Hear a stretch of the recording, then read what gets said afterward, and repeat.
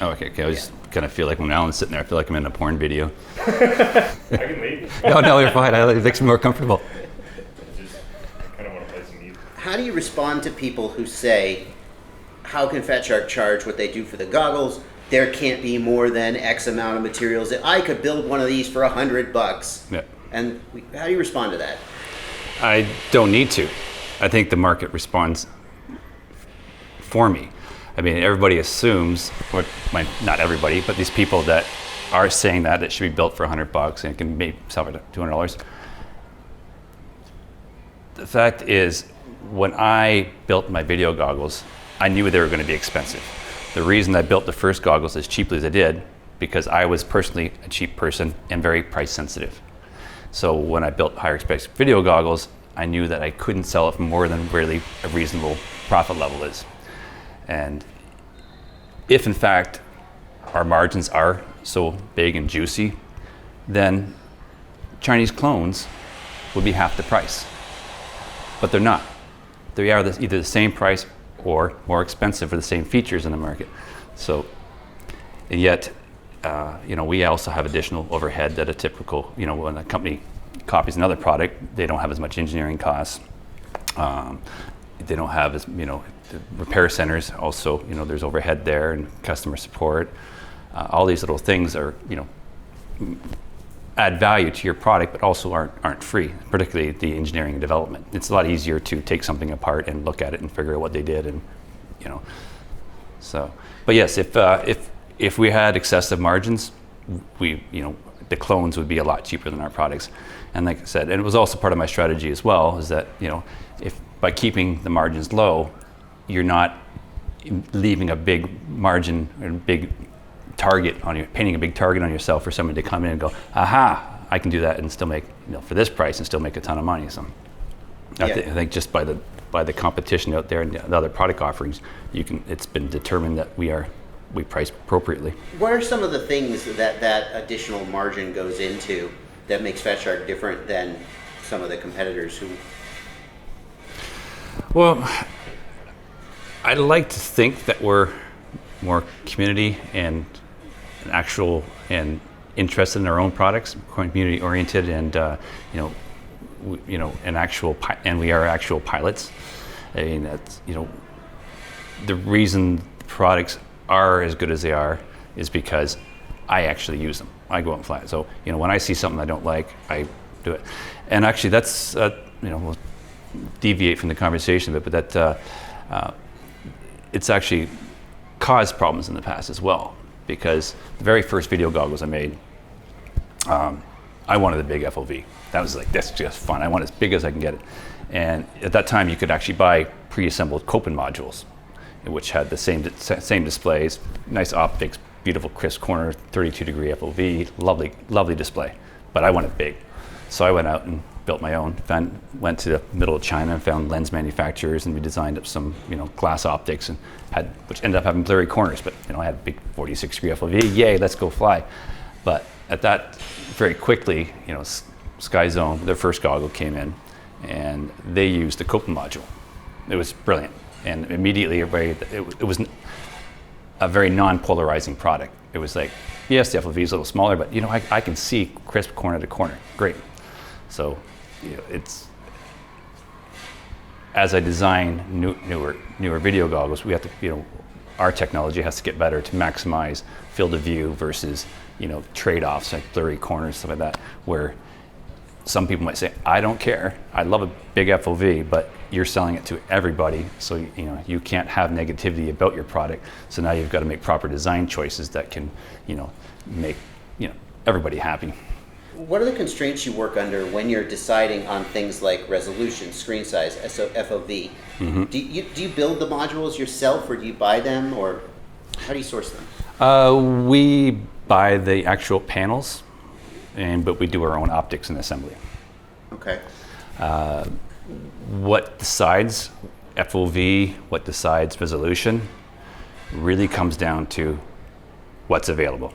We're not big enough to walk into a silicon factory and say, hey, we want silicon this big, and we're going to assemble this polarizing filter on top, and we're going to have a big 1-inch panel and it's going to give a super easy FOV. There's like, eh? So you basically have to use what's there and make the best out of it.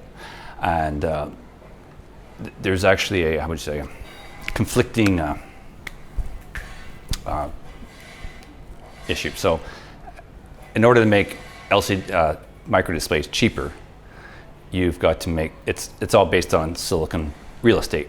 So to make it cheaper, you make it smaller. The problem with making it smaller is it's harder, your optics have to get more complicated to get a bigger FOV. So one of the nicest displays ever made from Copen was a 0.44 inch VGA LCD.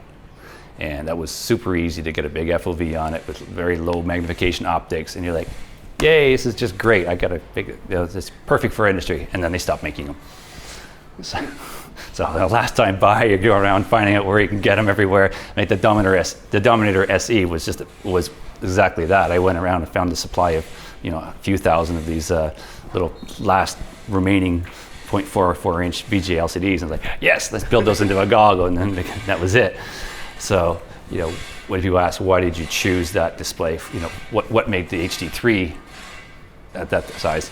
It was, did you purposely choose, SVGA resolution? It's like, no, SVGA resolution is the biggest size panel at a reasonable price, of which I can still get that big FOV.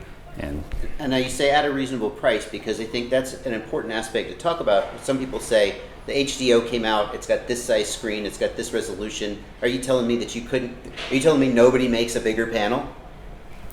Well, that supplier actually does make a bigger panel. And it's the exact same resolution, but it is substantially more expensive. So it wouldn't have been a $500 goggle, it would have been a $700 pair of goggles. And I haven't played with that price point yet to see what would happen. Maybe we'll just build them and throw it out there and say, hey, that's what the price comes to. Decide if you want to buy them or not. But yeah. Well, that's the one issue, and you bring it up exactly. Even when he says $700, like our minimum buys on the OLED panels are 5,000 units at a time. So nobody else can make the goggles that cheaply, and every time Greg chooses to do a new goggle or has in the past, it's a huge gamble. So, like the Transformers or whatever else, every single one of these products is like, yep, we're committed to 5,000 units. And so if you don't sell 5,000 units, you swallow a whole bunch of stock. And so I think that's when he says a $700 goggle with the bigger panels, that's only if you can commit to sourcing 5,000 units as a one-time buy. So it's a big deal. This is the 15-year-old, 12-year-old goggles, and a lot of people can see how similar they are to the goggles that we have today. And it does seem like you've been refining this model for a long time. Yeah, that's actually kind of interesting. I mean, you could take Here's the HDO. Well, is that the HDO? Yeah, it looks like an HDO. But I mean, you could put those on top of each other, and you'll very see similar. You'll see that. And a lot's changed on the inside, but there are definitely people out there who were disappointed in the release of the HDO because they wanted something kind of revolutionary, a generational shift, and what they got was sort of a evolutionary change. Yeah. Why wasn't the HDO the revolutionary change that? Because I think I think when you heard the complaints about the HDO, I don't think that was a surprise to you. I think you were expecting them. So it's not like you weren't aware. I was a little surprised by the overreaction to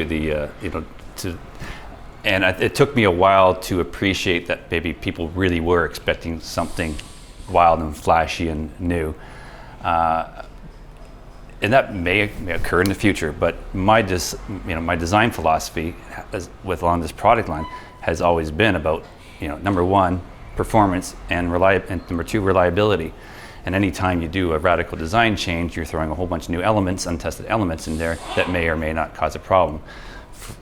For me, the easiest, that's a bad word, the safest way is to build on what, we know what works. Let's just change the optical module and the LCD driver, and then refine some other things. Like we made some improvements in the DVR. We changed some of the filtering to help with that, make the video look more like less blocky and a little more like the actual video you see.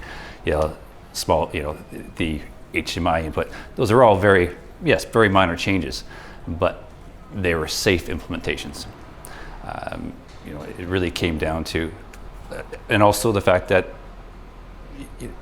even though it seemed like we didn't change anything, this was still a year, 2 years in development to put it in place. I mean, these have been out in the wild for over a year, and driving the OLED displays was a lot different than driving the LCDs. You need a whole different type of A to D, and lots of little artifacts come out that you didn't pick up on. And so, like I said, out in the field for a year, just finding all these things. The optics were, even though very similar to the HD3, they were new optics. And getting all the spacing right and the tolerance, and and comparing that to your prototypes to make sure that they're going to match, and then you find out something shifted in production, and it's 3 months of working with the vendor to find out which lens didn't get injected right. So that's where everything was focused on. It was we focused on the image. But literally all our R&D and work was basically, let's get that display as good as we can, keep what's safe, and if that works, maybe we can take that and roll that into a next generation headset. So would you say that, what do you think is your life cycle from like concept to product release? It sounds like that life cycle may be a lot longer than people realize. They're like, why don't you just stick a power button in there? How hard is that? Maybe that'll happen 3 years from now. I don't know. What's your life cycle? Depends on the product we're making. Like we said, we have our new panel goggles, like the Recon the Recon. We're working on next generation stuff, and obviously that has a power button. So when you start, do know what one of those is. Yes. Some people have wondered. So when you start from scratch, you're able to identify all the requirements that people have been wanting over the years. But yeah, it is an interesting product because it's, as you can see, the outlook hasn't changed, but it just every year gets a little bit more refined, and even the fan plate, we're probably on our 4th or 5th generation of just doing tooling changes to make them I think was it Tommy or Steel? No, it was Steel. He's complaining how when he parks on his forehead that he gets a little dent and it just hurts. And that was at the Dubai event, and I'm like, oh yeah, that bugs me too. It's like, so you have to go back and take that information and go to your tooling guide, change it up, and they're like, jam into your forehead, check for marks. Like, oh, okay, yeah, that's better.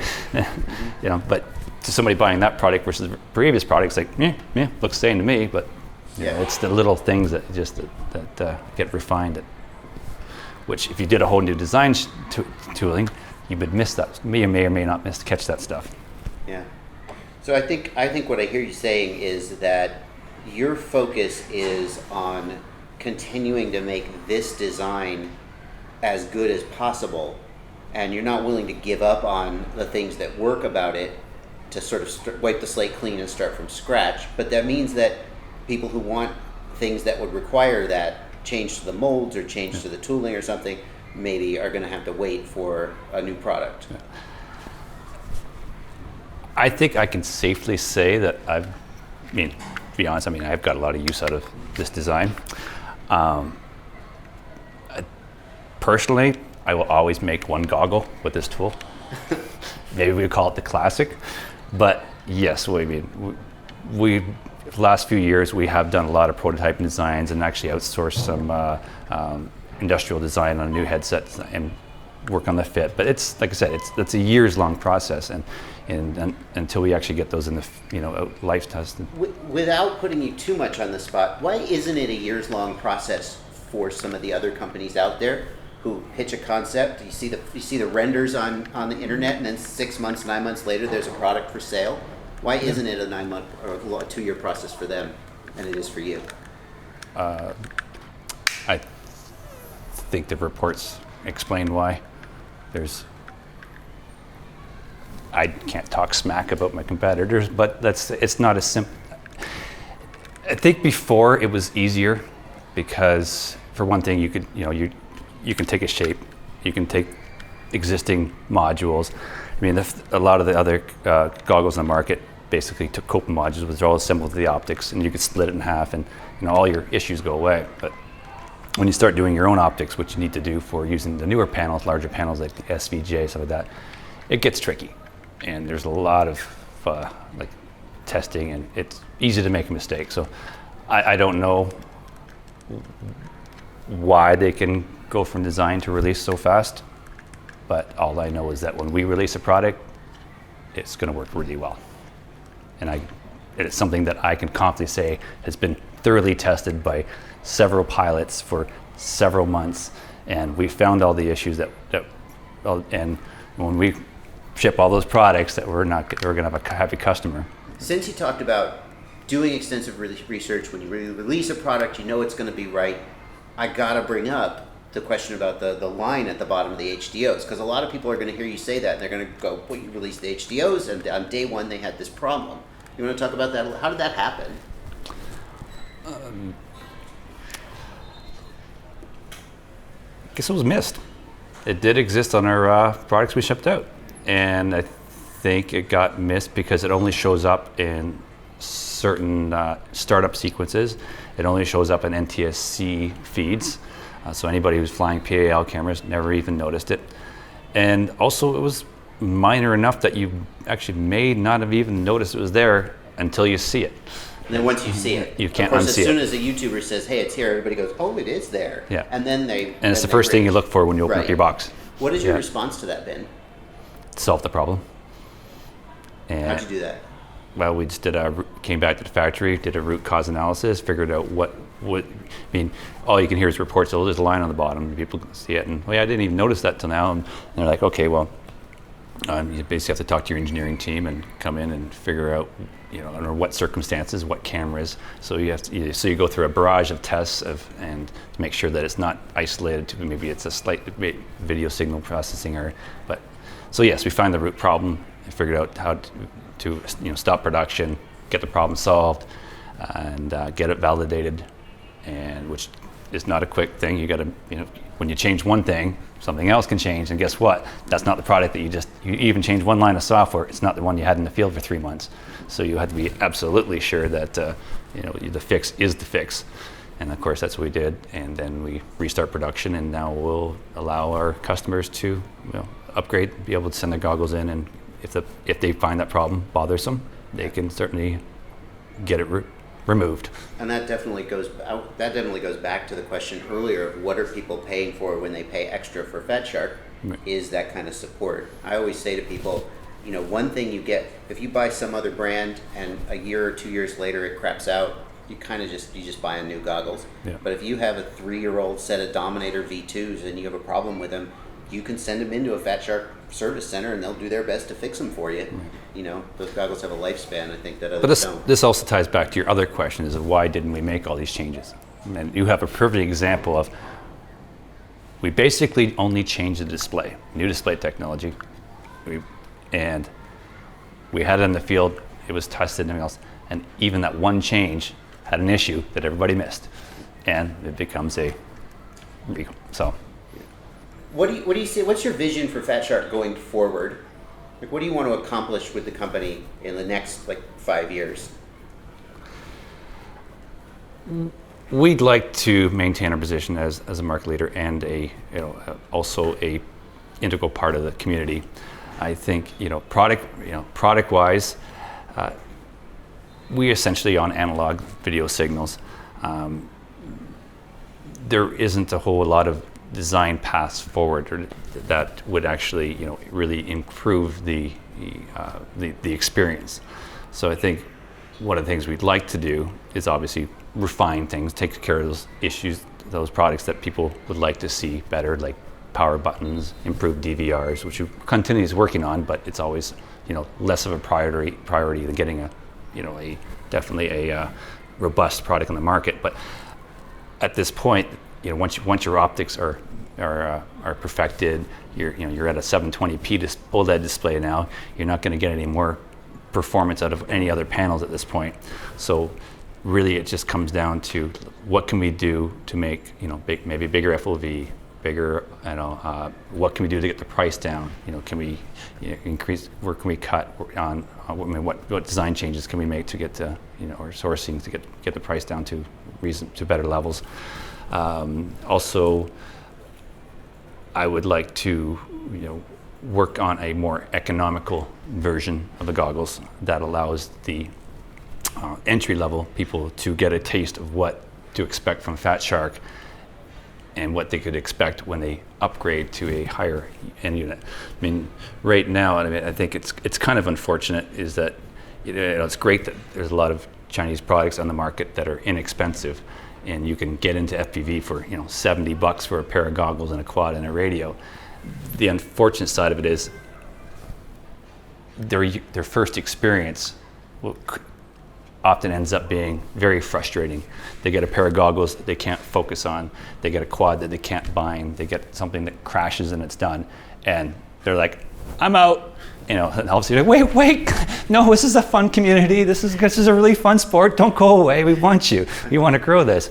But so by offering, if we can come up with some products that are, obviously you don't need to undercut them, but that are more in the price, at a premium brand of the introductory stuff. So people will be like, okay, well, this is Fat Shark. I heard about them. It's a few dollars more, not much more. But they heard the quality is good, and they get it, and their first experience is click. Oh yeah, the image. Oh, it's all working. Oh, this is great, fantastic. Oh yeah, and then they just forget about it and go fly and have fun. You certainly have the resources to develop a goggle with a built-in 5 gigahertz module, and yet you've decided not to do that. And I think there must be some intention behind that.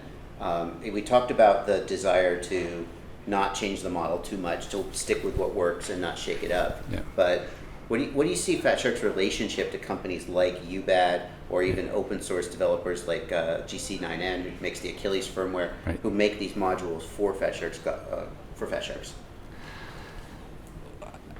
I think it's fantastic, and it's actually kind of fun. I mean, we're living. All our pilots like to, customize their quads and customize their radios and customize everything they can. Having the modular receiver bay almost gives the pilot a way to express their personality through the receiver choices. Is a weird thing to say, but and it's we've been for a design choice that was for a different reason. It's ended up being so much more and more related to what Fat Shark is. So we definitely would not want to mess with a formula that's fun and actually works.